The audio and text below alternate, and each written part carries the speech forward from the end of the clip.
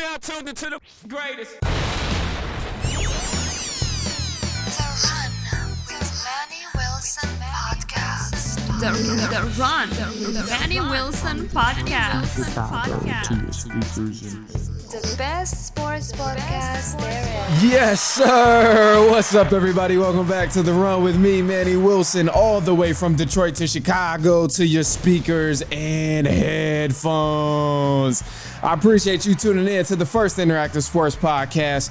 You know, a community that makes sure your voice is heard. So if you hear something you agree with, you disagree with, you like, you dislike, go ahead, shoot me a call, 219-413-9405, and I'll play your take back on our next episode.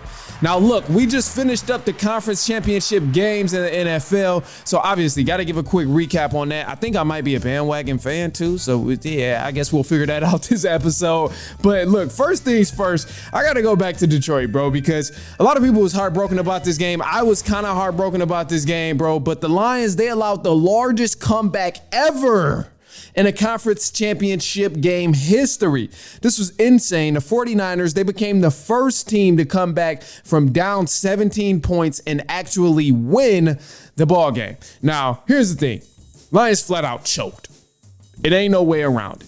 It ain't no way to sugarcoat it. It ain't no way to make it sound like they did a good job. They choked. They was up 17 points going into halftime. And then that third quarter hit, they started folding like tissue. And fourth quarter hit, they lost all the momentum and the game was over at that point. It was done for. Now, we did see a couple of bad calls, but before I get into those bad fourth down calls and stuff like that, and the drop passes, all of that, which I'll touch on in a second, the first thing I want to do is give kudos to the 49ers, bro. Because everything that the Lions did great that first half, meaning they ran the ball great, they passed the ball great, they defended well, they blocked well, all of those different things that they did great, they completely stopped doing. And for some reason, the San Francisco 49ers caught that bug that made them play great and do everything the Lions was doing great in the first half, but they just decided to do it in the second half. So it was crazy to me to witness that and witness that switch that the 49ers flipped on because, man, that second half, they started throwing the ball a lot better. They was catching the ball a lot better. Deebo Samuel got an open space. Christian McCaffrey got a lot of good runs, 8-yard gains, 9-yard gains, 7-yard gains. Got some great runs in there. The defensive line was on it. The offensive line was on it. I mean, it was pure dominance, bro, this entire second half. So I wouldn't be right if I didn't call it how I seen it and give credit to the 49ers. So despite the loss, and even if you are upset about Detroit losing, you have to acknowledge how great of a football game the 49ers ended up playing in that second half of the game, bro, because they balled out. They did their thing. Absolutely did their thing. Now, here's the thing, too. I got to give credit to Brock Purdy. Now, if you've been listening, you know I've been kind of giving Brock Purdy a hard time. I said Brock Purdy was not that guy, meaning the guy you really have to make a game plan for. But I want to give Brock Purdy all of his flowers right now. He deserves every petal, every rose petal, every color. That man deserves his flowers, bro. Brock Purdy balled out. I have nothing bad to say about Brock Purdy after watching this game against the Lions, bro, because I doubted him. I said put a lot of pressure on him, and this time the Lions did put a lot of pressure on him. But what did Brock Purdy do? He decided, you know what? Okay, y'all gonna bring some pressure on me? I'm gonna slip through here, and I'm gonna use my legs to pick up this first down. Time after time, he did this. Man, it was marvelous to watch. And then when they gave him time, when the Lions didn't bring pressure and Brock Purdy was able to sit back there in the pocket, what did we witness him do? Dot, dot, dot, dot. That man he was putting it on the money, bro. He was putting it on the money. I got to give credit where it's due. And hey, man, I have nothing bad to say about Brock Purdy after this game, bro. That man did his thing. He definitely earned a lot more respect out of me because I did Brock Purdy wrong. And for y'all San Francisco 49ers fans, because I know it's a couple of y'all got on me on social media when I went live after the game. I'll say this. Let me cut the music too. I'll say this. I apologize, all right? I apologize for dogging Brock Purdy out and claiming that he wasn't that guy because he showed me otherwise. And if he keeps this up, I mean, you definitely got to put a lot more respect on his name. I never said he was a bad quarterback. I never said Brock Purdy was bad. I always knew he was good. But damn it, from me claiming he was an average quarterback or your average Joe type of quarterback to what I seen against the Lions, completely different story. Got to give him that credit. All right, look, let's talk about Dan Campbell because before I get to the Ravens and all of that, we got voicemails too, but let's switch it up just a little bit. Dan Campbell, all right, there was two crucial fourth down plays. This man did not kick the field goal. Oh, man, Dan Campbell is a crazy guy. I tell you, this is the way he's been all year. I mean, he's been an all or nothing type of guy all year. The Lions have always went for it on fourth down, no matter what, 4th and 6, 4th and 2, 4th and inches. It don't matter. This is what the Lions have been doing all year. So if you watch this one game and you've seen them make this mistake, don't be alarmed because this is part of the reason that y'all even were able to make it this far because you have a gutsy coach. You have a ballsy coach like this. But however, I will say I'm not even upset that he did go for it on the fourth downs because it wasn't necessarily a bad thing. Now, you should have took the points, definitely. I mean, it's easy to say, oh, you should have did this, you should have did this, when you see what the outcome was. Obviously, you know, the outcome being they lost by, 6 points or 3 points exactly when you could have taken 2 field goals to really give you the lead. Yeah, it's easy to say, oh, you should have did this after you see the outcome. However, on that fourth down, I'm not upset about it because the play call wasn't really bad. At least one of the play calls, it wasn't bad. There was a play call, I don't remember which one, but one of the fourth down, I think it was like 4th and 6 or something. Obviously, they were right there. They could have kicked the field goal. But Jared Goff, he's dropped back, caught the pass, snapped the ball, whatever, boom, hike. All right, he sat in the pocket.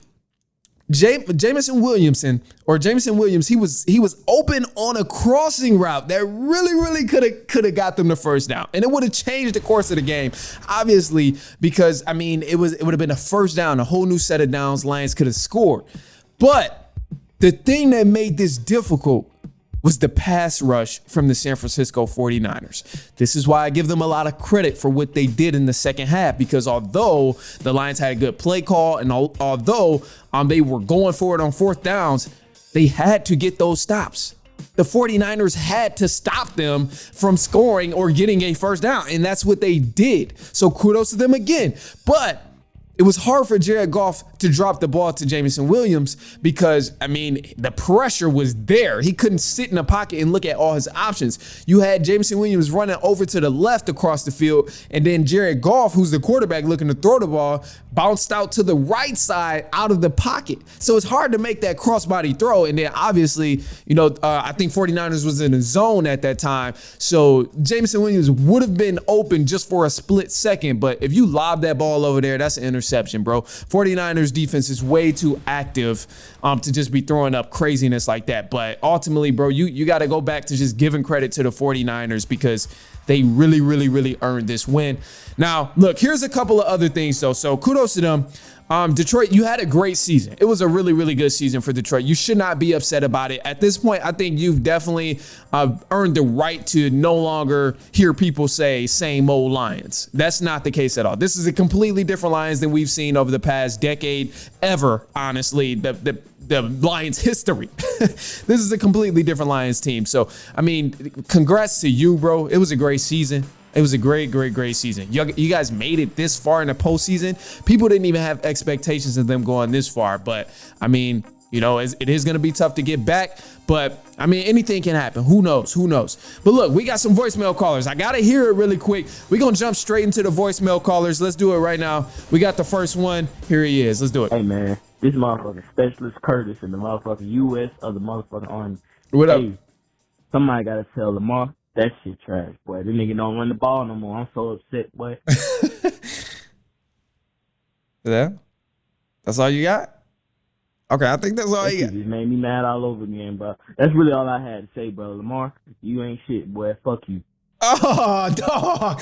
Oh, dog. That's wild. Come on, bro. You ain't have to go there, man. I mean, yeah, Lamar Jackson struggled, but I didn't even touch on this yet in the episode, but we're going to transition into it, obviously. But here's the thing about Lamar. A lot of people are putting blame on Lamar Jackson, and yes, he does deserve a lot of the blame that happened because Lamar did overthrow some open passes. He overthrew some easy passes as well. And then the run game, he didn't really run the ball. I mean, that's not really his first option to go to anymore as he's matured in the game of football and as he's matured as a quarterback. So I'm not even upset that he didn't run the ball. But ultimately, this was a collective effort from the Baltimore Ravens offense, bro.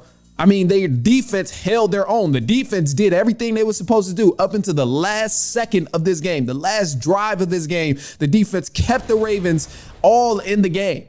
But the offense could not help them at all. They didn't do anything, bruh. Like, it's not all on Lamar Jackson. There was times where there was drop passes from the wide receivers early on in the game. There was some easy passes that should have been caught. Like I said, Lamar overthrew a few touchdown passes that could have turned big. Zay Flowers, oh, man, bro, you know what happened with Zay Flowers, the wide receiver, taunting call, moved them back a little bit. You had the fumble in the end zone, moved them back. Oh, my, like all of these different things, bro. You can't throw it all on Lamar Jackson for this, but definitely I'm not going to let that slide because he does deserve some credit. Although Lamar Jackson is one of my favorite quarterbacks right now in the NFL, you cannot let that slide because he didn't show up. He didn't show up. He should have definitely showed up a lot bigger than what he did, bro. And bruh, he didn't do his thing at all. So we got another voicemail caller. Let's do it. Let's hear what he got to say. Tyler from Jackson. I got a take on the game What's the today deal? with the Chiefs Ravens. You got a banged up Chiefs defense. You got a defense on the other side that may be the best of the decade so far. What else do you want to ask for? There's one man to save us all. Lamar, save us. You are the Avengers. You're looking in the eyes of Thanos and Patrick Mahomes and Travis Kelce and whatnot. Save us all. We know you will. Patrick Queen, Roquan Smith, the boys, just save us. Plain and simple. Oh, bro. Okay, let me give you a little context. Oh, bro. So he sent this in before the game. I'm looking at the time he sent it in. This was before the game on Sunday. Oh, bruh. Damn. So if you're not aware, there was a whole thing on all the social medias where people were saying, Lamar, save us. They didn't. Everybody in America was damn near going for the Ravens to win, bro. Just because they were tired of seeing the Chiefs win year after year. They were tired of seeing Pat Mahomes. They got tired of seeing the Taylor Swift coverage. So that's where this Lamar save us came from. That's why Tyler from Jackson is saying, Lamar, we need you to save us. But it didn't happen. I wanted Lamar to save us too, but damn, that's tough. It was tough, man. It was tough. That was a tough break, man. I'm sorry Lamar couldn't save us. At this point, I will say I don't even care that that the Chiefs are about to go win it. I hope the Chiefs go ahead and win it at this point, bro. Like, you know, I mean, Brock Purdy is a savior, but if people were saying, Lamar, save us from Taylor Swift going to the Super Bowl, it's too late. She's already there. She's already there. Cue the music. Cue the music. I would play it, but, you know, copyright issues. I would play it, Taylor Swift 1989. I'll play it, but nah. Yeah, Lamar didn't save us, bruh. Lamar failed to save us. I posted a video on socials as well. It gave a quick recap of the game. It said Lamar indeed did not save us. Zay Flowers hurt his hand, fumbling the ball and hitting the bench. It was silly, bro. It was really silly, man. But anyway, look, all right, we got some NBA scores coming up, and then you got to help me out here because I think I might be a bandwagon, bro. I think I might be a bandwagon NFL fan. You gotta help me out, please, bro. You gotta help me out. All right, look, we're gonna take a quick break. It's halftime. Let's do it.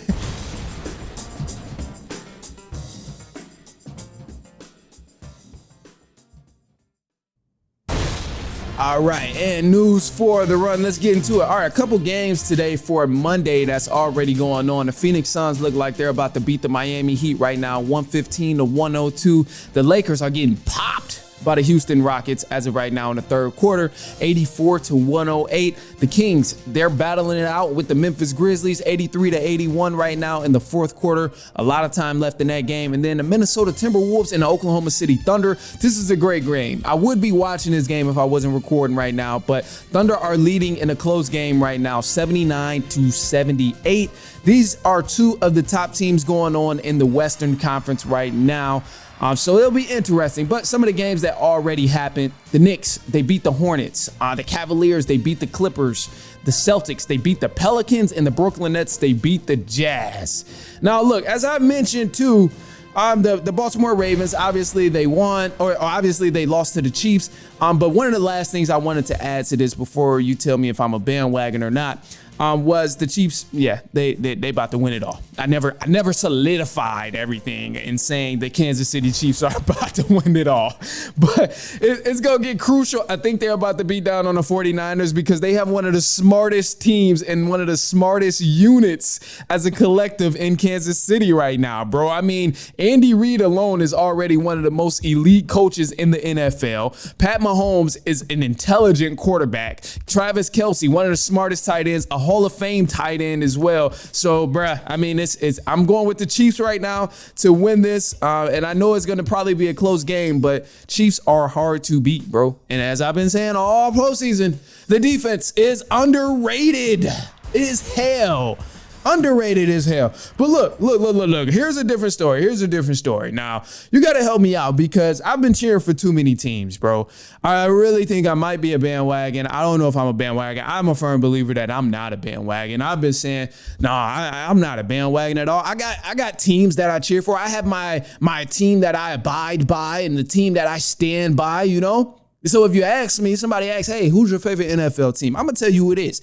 I'm like, yeah, I rock with the Atlanta Falcons. But here's where I think I'm a bandwagon.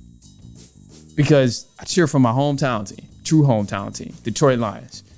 Then I cheer for my other hometown team now, the Chicago Bears. And then I'm like, oh, damn, I like the Ravens. They got the Lamar Jackson, the black quarterback. I need Lamar Jackson to thrive, different type of play style. Oh, damn, I like the Baltimore Ravens.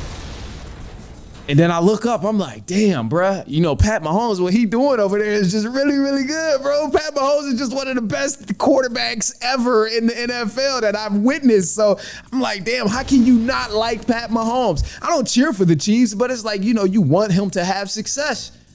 So that's like 5 teams that I've named, bro. I'm in a dilemma here, and I'm not trying to be no bandwagon. And it's just really because I like NFL teams. I like good football. And so if a team is playing good football, I'm going to just cheer and hope that they continue to play good football. There's nothing about me cheering for every single team in the NFL. And I try not to, bro. I promise I'm not out here, you know, just, you know, really jumping on bandwagon to bandwagon. I promise I'm not James Harden of the NBA. I'm telling you that right now. There's no way I'm really doing all of that. I just like multiple teams, bro. Can you blame me? Am I wrong for that? Like, am I wrong for really, you know, cheering for good football teams and hoping that these good football teams continue to play good football? Not that I'm saying, you know, I'm riding with Cleveland because they're good, or I'm riding with San Francisco because they're good, or you know, I'm gonna jump on the bandwagon of the Lions because they're good. That's not what I'm doing. I'm just saying, like, if the Tennessee Titans are playing good football, I'm gonna embrace it. I'm gonna embrace that they playing good football, bro. That's it. What's wrong with me embracing that they playing good football? And I think this is actually, look, I think this is actually one of the best ways to have it, bro. Truth be told, because look, what if I was a real bandwagon, or what if I did have a fan? Then y'all might hear a lot more biases in the takes that I give. But because I like good football, I call it even. I call it straight about who's playing good football, who's not playing good football. I think this really helps me out in terms of giving y'all unbiased takes. You know what I'm saying, bro? Because let's say, like I said, I like the Falcons. They're trash right now, but I'm not biased to the fact that they're trash. So you will never hear me sitting here talking about, oh, the Falcons are the best team in the world right now, even though they're 4-14. Like, nah, you ain't gonna hear me saying nothing like that. I'm gonna call it even. If they bad, they bad. If the Lions are good, they're good. If they're good to an extent, I'm gonna say they're good to an extent. It ain't nothing about being no bandwagon. I'm just saying I like good football. So if a team is playing good football, I'm gonna acknowledge that they're playing good football. Is that too hard to respect? You get what I'm saying, bro? It can't be that hard to respect, you know? I don't think I'm a bandwagon. Now, I will say with other sports, I do have my select favorites. Like in the NBA, I'm a diehard Pistons fan. I represent as a diehard Pistons fan. I will always rep the Pistons no matter what goes on with the Detroit Pistons. They will always be my number one team, no matter what. They're always going to be my number one team. But outside of the Pistons, I do have a secondary hometown team. They'll never, ever surpass the Pistons just because of the impact the Pistons done had on me. Because, I mean, even though I live over here where it's Bulls County, Bull Nation, all of that stuff, you know, Chicago Bulls, they will never, ever, ever, ever surpass what the Pistons did to me through my childhood. That sounds wild.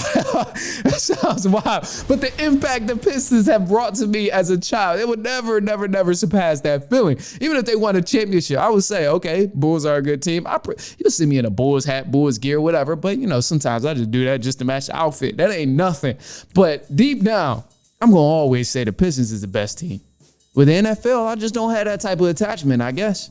I mean, I like good football. I'm a fan of the sport. I'm a fan of watching different players thrive in the NFL. I'm just rooting for everybody in the NFL. So, I mean, ain't nothing wrong with that. I mean, it's just I don't have that type of attachment. So, I guess the result of that is me potentially being a bandwagon. But you'll never see me jump bandwagon to bandwagon. I'll put it that way.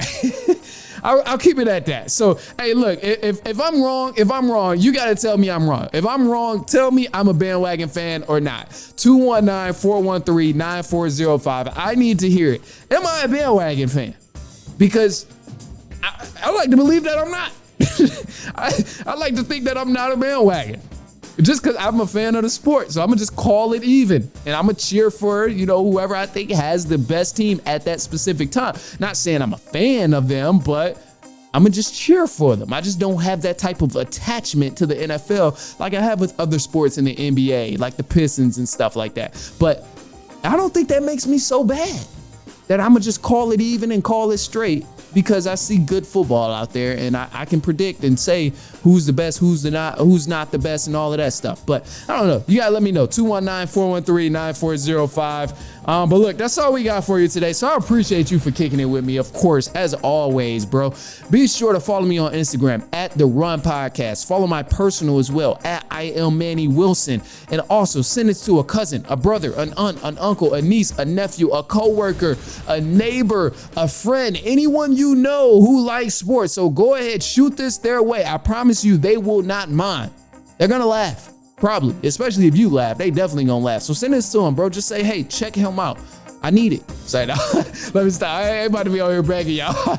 I don't care. I really don't care that much, bro. It's whatever. But, you know, help me out if you want to. But all right, look, that's all I got for y'all, man. I'll be back later on this week. We're gonna have some predictions going on with the Super Bowl. Even though we gotta wait 2 weeks. But all right, that's all I got. I appreciate y'all for tuning in. We'll be back later on next week, and so on and so on and so on.